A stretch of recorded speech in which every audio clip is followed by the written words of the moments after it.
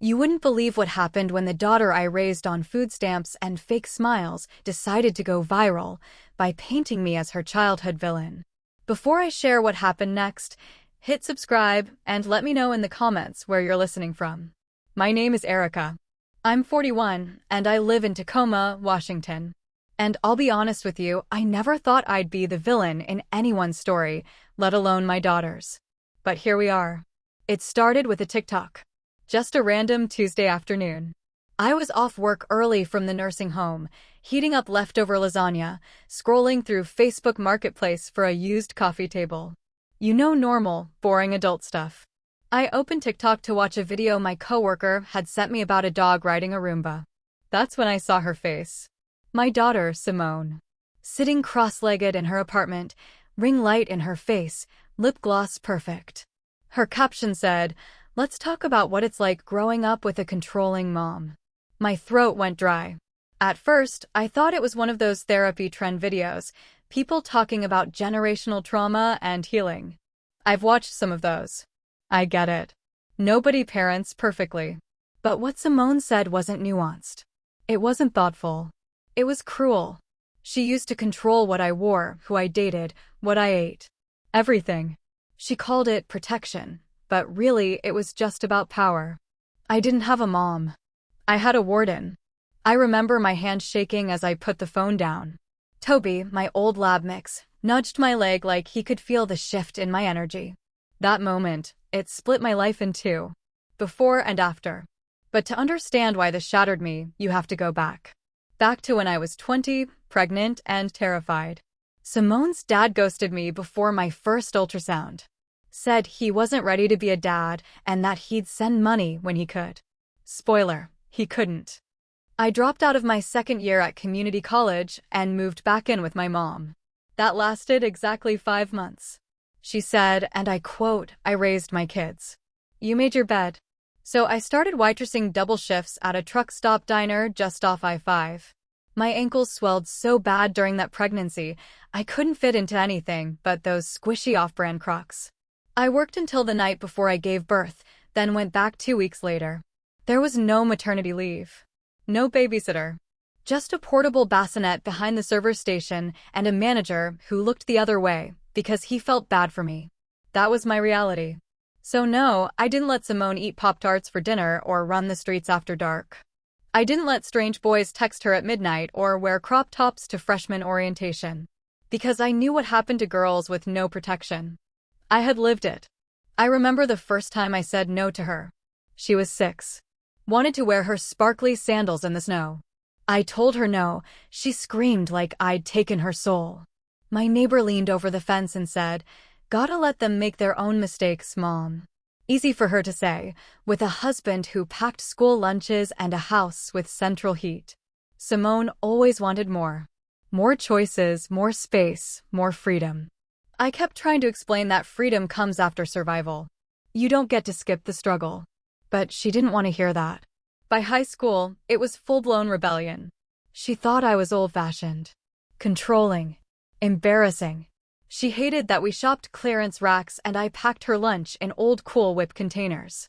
She wanted to be the girl with an iPhone and acrylic nails. The girl who took spring break selfies in Miami. Not the one working weekends at a thrift store so her mom could keep the lights on. But I loved her. God, I loved her more than my own skin. When she got accepted to the University of Oregon, I cried so hard in the parking lot I had to sit down. I took on a night shift, sold my old Honda, and cashed out what little I had in my emergency fund so she wouldn't have to work freshman year. I sent care packages. Home-cooked meals in freezer bags. I watched her social media like a hawk, sometimes proud, sometimes worried. She came home less and less. By senior year, she didn't come home at all. I thought she was just finding herself. I didn't know she was building a version of me I wouldn't recognize. In that TikTok video, she smiled while dragging my name. She used to make me feel guilty for wanting more. Like ambition was disrespectful. But I know now that wasn't love. That was fear disguised as parenting. She got thousands of likes. People in the comments saying, "You're so brave," and "This is exactly like my mom." And me? I just sat there. Alone in a one-bedroom apartment, two space heaters buzzing, feeling like I'd failed the one job I cared about most, being her mom. And that was just the beginning. After watching that TikTok, I didn't sleep. I stared at the ceiling until dawn, the glow of my phone screen still burning in my memory. I kept hearing her voice in my head, not the real one, the one from the video. Cool, distant, polished like she was on a podcast talking about some ex-boyfriend. Not her mother. I didn't comment. Didn't text her. Didn't call. Not because I didn't want to. Because I didn't trust myself not to break. By Friday, 3 more videos were up. She'd started a series, My Healing Journey, growing up with a narcissistic parent. And just like that, she became a minor social media darling. Wellness influencers reposted her clips. She was raw, brave, so real. A girl with an emotionally abusive past who still found the strength to reparent herself. Accept the abuse? That was me, apparently. She didn't use my name. I want to make that clear. But she didn't have to. Everyone from our town knew. Her old classmates followed her. Her old teachers. Even some of my old coworkers. My phone buzzed with notifications from people I hadn't heard from in years. Hey, is Simone talking about you in those TikToks? That can't be you, right? You were always such a good mom. Are you okay? That last one wrecked me the most. Because no, I wasn't okay. I finally texted her. I saw your videos. Can we talk? She read it. Didn't reply.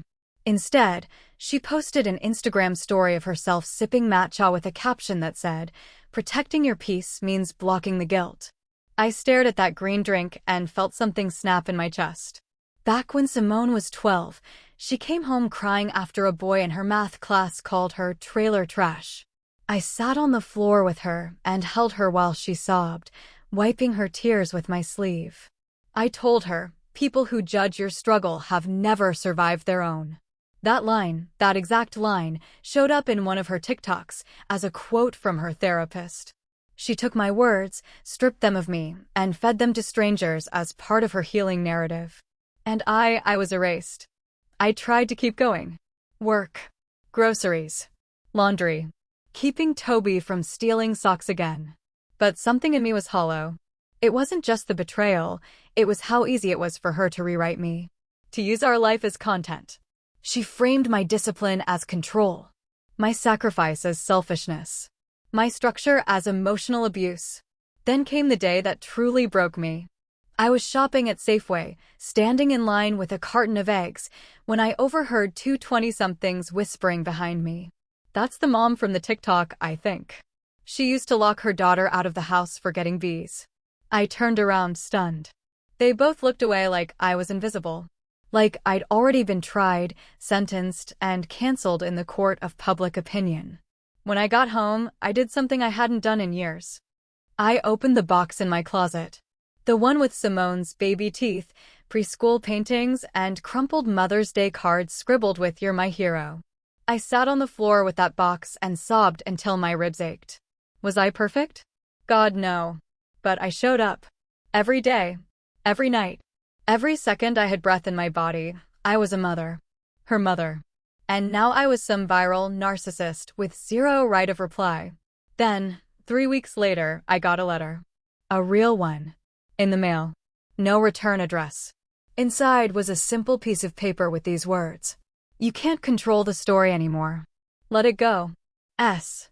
No love, Simone. No explanation. Just a message that felt more like a slap than a letter. That was when I knew. This wasn't just some emotional unpacking on her part. This was war. I started going back through my memories. Not just the birthday parties and scraped knees, but the college applications I stayed up helping her edit. The times I skipped my own dental appointments so she could get new cleats. The winter I gave her the only space heater for her room while I slept in a coat. And all of it, boiled down to, my mom was controlling. A few nights later, I was invited to a friend's birthday dinner. I almost didn't go. But something inside me whispered, don't disappear. So I went. We were sitting at this trendy farm-to-table place, talking about life and bills and how expensive it was to just exist in your 40s, and someone said, "Hey, Erica, Didn't your daughter post some big mental health thing recently? I froze. Everyone got quiet. I took a sip of my wine, looked up, and said, calmly, yeah, she did. They waited. And I just smiled. Because I realized something in that moment.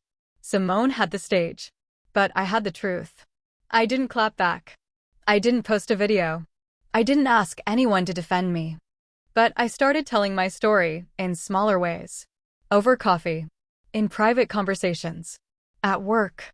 I let people see what parenting alone really looked like. And slowly, gently, something shifted. People stopped looking at me with pity. And started looking at her with questions. The final straw came when my friend Amanda texted me. Your daughter's podcast episode just dropped. She says you tried to control her career. That you wanted her to play it safe instead of chase her dreams. Want the link? I didn't click it. I just wrote back. No thanks. I lived it. But I'd had enough. If Simone wanted to expose her truth online, fine. I would live mine in the real world. I wish I could say the story leveled out after that the storm passed, that Simone and I sat down and talked it out like adults. But real life isn't a movie. There's no soft music swelling while people apologize and hug it out. Real life is quiet, sharp, and sometimes cruel in tiny, surgical cuts. The breaking point came on a cold Sunday morning in April. I was sitting at my kitchen table, paying bills, squinting at the electric statement like maybe the numbers would magically shrink if I stared hard enough, when I got a text from my sister, Lena. Now Lena and I aren't close. We love each other, but we're both stubborn as hell and allergic to asking for help. We hadn't talked in over 6 months. So when my phone buzzed and her name popped up, I immediately knew something was wrong. Lena, call me. It's about Simone. My heart stopped. For a moment, I couldn't breathe. All I could see was every terrible scenario you can imagine when you're a mom. Accidents, hospitals, police, a middle-of-the-night knock on the door. I called immediately. She picked up on the first ring. No hello, no small talk. Just, Erica, have you seen the GoFundMe? My stomach dropped. I opened the link she sent, and there it was, a page titled, Escaping a Toxic Parent. Help me start over. A photo of Simone looking heartbreaking, messy bun, no makeup, puffy eyes. Like she'd just finished crying in perfect lighting. And the description? A beautifully written essay about surviving years of emotional control and wanting to finally live free without being financially threatened by her mother. She wrote that I held money over her head, that I guilt-tripped her for wanting independence, that I punished her for pursuing her dreams. And the worst part? She said I was refusing to help her with rent, so she was at risk of being evicted. That part alone raised over $14,000 in donations in 48 hours. The comments were filled with strangers calling me a monster. People writing things like, cut that woman off and never look back. Parents like that are evil. You don't owe her anything. Heal, girl. Heal from what? From the woman who worked 60 hours a week to keep her warm? From the mother who never missed a parent-teacher conference? From the parent who skipped meals so she wouldn't have to? I pressed my palms into my eyes and tried not to scream. That night, I did something I never thought I'd do. I logged into my old laptop, the one I used back when Simone was applying for scholarships, and dug through every document, every receipt, every email I'd saved over the years. Every financial aid form, every tuition statement, every loan payment, every money transfer, every receipt from the Western Union office where I wired her rent during the pandemic.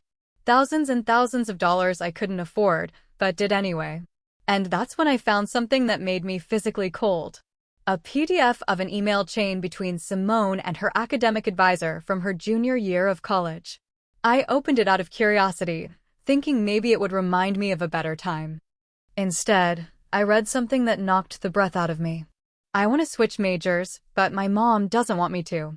She thinks creative writing isn't a real career and wants me to do something practical. I guess I just have to pretend to be pre-law. Except, I never said that. We celebrated when she declared creative writing. We bought cupcakes. I cried telling people how proud I was that she was chasing her passion. Why would she lie? Why would she rewrite something we lived so fully? And then it hit me. the comments on her videos. You're so brave for walking away. You owe your healing to nobody but yourself. Tell your story, even if it hurts people. Attention. Validation. A ready-made audience to applaud a victim. Her victimhood was her brand. And I was the villain she needed to sell it. The next week, I received a call from the HR department at work. The polite voice said, "We received an anonymous message describing emotional abuse and neglect in your home environment. We just need to address it formally." I knew immediately who sent it. There is a very specific type of pain that comes when your own child tries to ruin your life.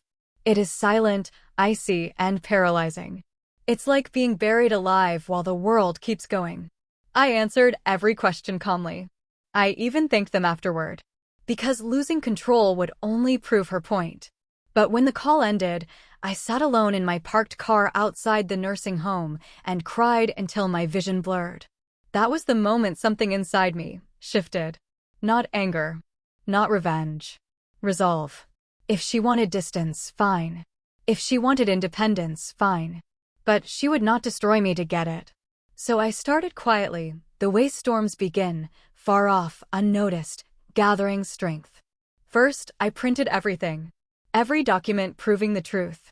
Every tuition payment, every loan in my name, every email where she thanked me, told me she loved me, promised to pay me back someday. I put them in a binder.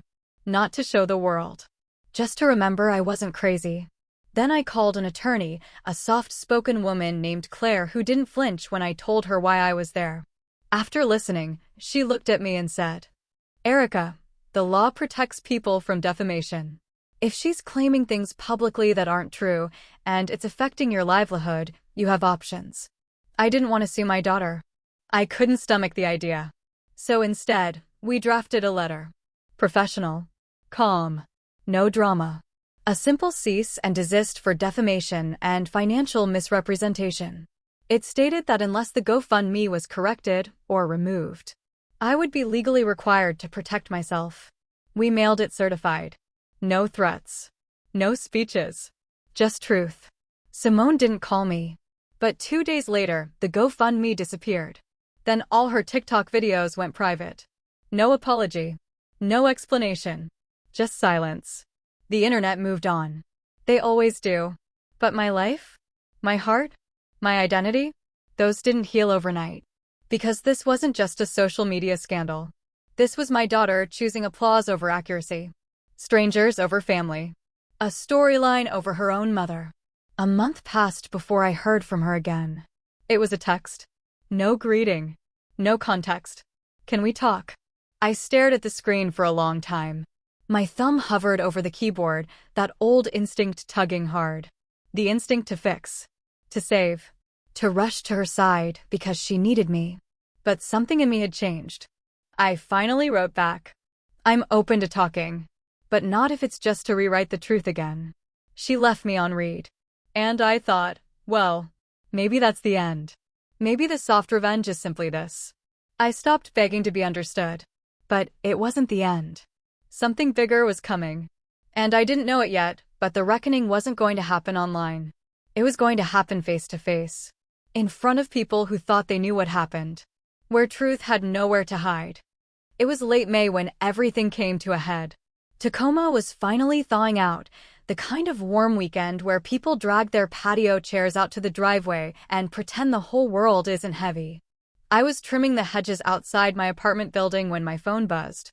It was a message from Pastor Ron from the church Simone grew up in. We hadn't talked in a long time, life got busy, and honestly, I stopped going after Simone moved out. Too many memories in those pews.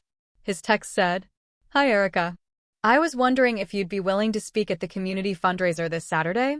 We're highlighting stories of resilience." You came to mind immediately. I almost said no. The idea of standing in front of a room felt impossible. My confidence had been scraped down to the bone these last few months. But something in me whispered, say yes. So I did. I didn't tell anyone. Not even the few close friends who knew the whole situation. I wanted no pressure, no expectations. Just the chance to speak like a person again, not a character in someone else's story. Saturday came. I wore a simple navy dress I'd found on clearance at Kohl's. Nothing fancy. I curled my hair, dabbed on mascara, and told myself not to pass out. The event was in the community center gym. Folding chairs, lemonade tables, the smell of floor wax. Kids running around with balloon animals. Normal. Comforting. Safe. I took a seat near the back, waiting my turn, rehearsing quietly in my head. That's when I heard it. Her laugh. I froze. I turned slowly, and there she was. Simone. Standing near the snack table, wearing a cream jumpsuit and gold earrings, talking with a group of people like she belonged there. Like nothing had ever happened. My heart kicked hard in my chest. She hadn't gone to events like this in years. Not since high school. And now she was here? At this event? When she finally turned and saw me, her smile evaporated. Shock, then discomfort, then something like panic flashed across her face. She didn't approach. Neither did I. But she didn't leave either. When they called my name, my legs felt like wet sand. I walked to the front slowly, hands trembling, pulse pounding in my ears. The microphone cracked, and for a second I considered running straight out the door. But then I looked out at the crowd and recognized faces. People who'd known me since Simone was little. People who knew the real me, not the version online. And behind them, leaning against the wall, arms crossed, eyes locked on me, my daughter.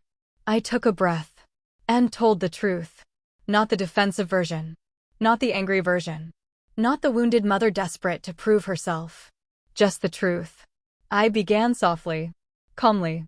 Like someone remembering their life instead of surviving it. I became a mother at 20. Not because I was ready, but because life doesn't always wait for readiness. I worked 3 jobs. I missed sleep. I missed birthdays, not hers, but mine. I rationed food. I fought landlords, overdue notices, and the guilt of never feeling like enough. A few people nodded. A few looked down. I wasn't perfect. I made mistakes. I was strict. Protective. Maybe sometimes too protective. When you're raising a child alone, fear becomes your second heartbeat. Every decision feels like life or death. I paused, voice cracking. And all I ever wanted was for my daughter to have the kind of future I never did. To be safe. To be stable. To never feel the cold reality of not having anyone to catch you. I saw Simone swallow hard, her jaw tightening. I continued. I've learned recently that sometimes the people we love the most rewrite us in their story so they can survive their own pain. Sometimes they need to make us the villain so they can feel like the hero. And I understand that now. Truly. The room was silent. I won't fight her narrative online. I won't tear her down to build myself back up. That's not who I am. Instead, I will keep living the truth I know. I did the best I could with what I had. And that was a mother's love. My voice steadied. And love doesn't disappear just because someone stops recognizing it. I stepped back from the microphone. No dramatic applause. No music. Just stillness. And in that stillness, something inside me unclenched. After the event ended, I gathered my things and walked toward the exit. People stopped me, hugged me, squeezed my arm, whispered, "Thank you." But I kept moving. When I reached the parking lot, I heard footsteps behind me. I turned. Simone. Up close, she didn't look like the confident influencer from her videos. She looked small. Like a little girl who used to climb into my bed during thunderstorms. Her voice shook. "Mom, can we talk?" There it was again, that instinct to fold her into my arms and fix everything. But this time I didn't rush. I stood still. "Yes," I said quietly. "If it's a real conversation, not content." Her eyes filled. Tears clung to her lashes, heavy but unshed. "I'm sorry," she whispered. "I didn't think anyone would take it so seriously. It just blew up. And I didn't know how to stop it." And then I felt trapped in the version of the story I made. I nodded, staying silent. "I was angry," she continued. "I felt like you controlled everything when I was younger, and talking about it online, it felt powerful. Like I finally had a voice. But I twisted things. I exaggerated. I hurt you." And her breath hitched. I don't know how to undo it. For a moment, neither of us spoke.